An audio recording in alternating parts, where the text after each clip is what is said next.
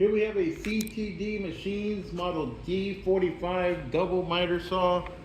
We got it hooked up to 220 volts single phase power, and also to an air compressor. And we're gonna run it and show you that it works.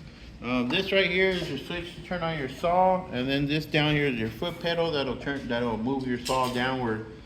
Okay, so we'll go ahead and turn it on here.